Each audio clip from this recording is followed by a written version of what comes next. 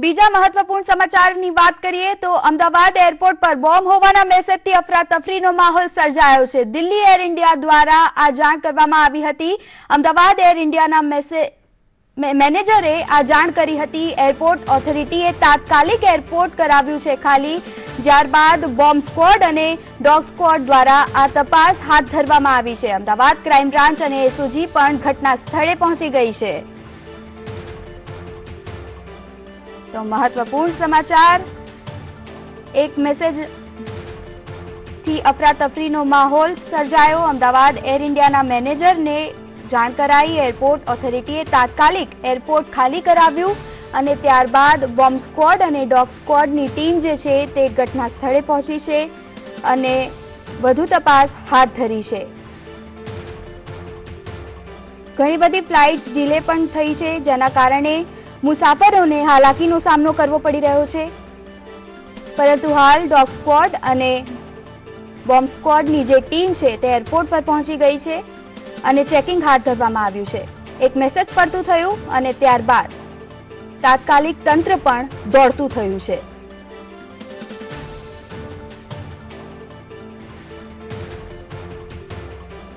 સવારે મેસેજ મળ્યો, ત્યારબાદ અમદાવાદ એરપોર્ટ પર બોમ્બ હોવાના મેસેજથી અફરાતફરીનો માહોલ સર્જાયો।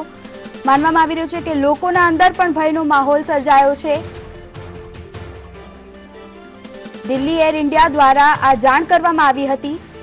એક મેસેજ ફરતો થયો અને ત્યારબાદ અમદાવાદ એર ઇન્ડિયાના મેનેજરને આ જાણ કરાઈ। એરપોર્ટ ઓથોરિટીએ તાત્કાલિક એરપોર્ટ ખાલી કરાવ્યું અને ત્યારબાદ બોમ્બ સ્ક્વોડ અને ડોગ સ્ક્વોડ દ્વારા હાલ તપાસ ચાલી રહી છે।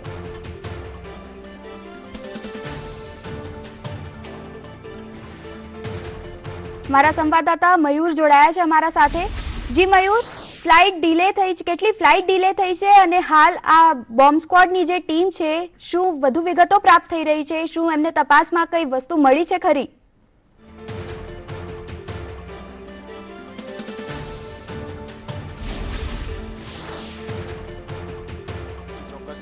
વાત કરીએ તો જે પ્રકારે વહેલી સવારે જે દિલ્હી એર ઇન્ડિયા દ્વારા જે અમદાવાદ એર ઇન્ડિયા મેનેજરને એક મેસેજ આપવામાં આવ્યો હતો કે અમદાવાદ ઇન્ટરનેશનલ એરપોર્ટ ઉપર બોમ્બ મૂક્યાનો એક મેસેજ છે તે દિલ્હી એર ઇન્ડિયાની ઓફિસે આપવામાં આવ્યો હતો। તેને જ લઈને તાત્કાલિક તેમને અમદાવાદ મેનેજરને જાણ કરી અને એરપોર્ટ ઓથોરિટીને જાણ કરી હતી। હાલ દ્રશ્યોમાં બી આપ જોઈ શકો છો કે જે એરપોર્ટ છે તે એરપોર્ટ અત્યારે ઇન્ટરનેશનલ એરપોર્ટ રાબેતા મુજબ શરૂ કરી દેવામાં આવ્યું છે, પરંતુ જ્યારે બોમ્બ મૂક્યાનો જે મેસેજ હતો તેને લઈને તાત્કાલિક ધોરણે એરપોર્ટ ઓથોરિટી દ્વારા જે સમગ્ર ઇન્ટરનેશનલ એરપોર્ટ છે તે ખાલી કરાયું હતું અને ત્યારબાદ જે bomb squad, dog squad, Ahmedabad crime branch, SOG, local police, ઉચ્ચ અધિકારીઓ સહિતનો જે કાફલો છે તે અમદાવાદ એરપોર્ટ પર દોડી આવ્યો હતો અને તમામ જગ્યાએ સમગ્ર જે ઇન્ટરનેશનલ એરપોર્ટ છે એ એરપોર્ટ ઉપર તપાસ શરૂ કરવામાં આવી હતી। તપાસના અંતે માલુમ પડ્યું કે કોઈ જ પ્રકારની કોઈ એવી શંકાસ્પદ વસ્તુ નથી મળી આવી કે જેથી કરીને કહી શકાય કે કોઈ થ્રેડ છે। માત્ર ને માત્ર એક અફવા હતી અને તે અફવાના કારણે જે કહી શકાય કે આ ચેકિંગ હાથ ધરાયું હતું, પરંતુ હાલમાં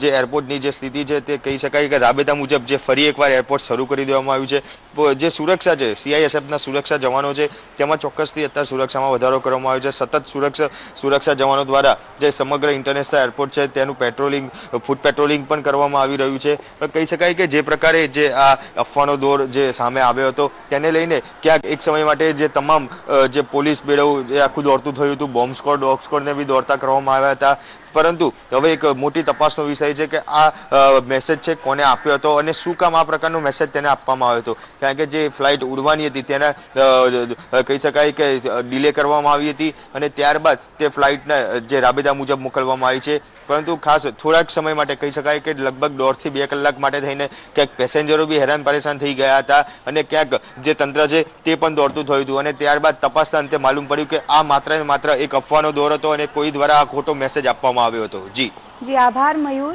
સમગ્ર માહિતી માટે। અમદાવાદ એરપોર્ટ પર બોમ્બ હોવાના મેસેજથી અફરાતફરીનો માહોલ સર્જાયો છે, પરંતુ હવે રાબેતા મુજબ બધી જ વસ્તુ જે છે તે ફરી ચાલુ કરી દેવામાં આવી છે અને ફ્લાઇટ્સ પણ દોડતી થઈ છે।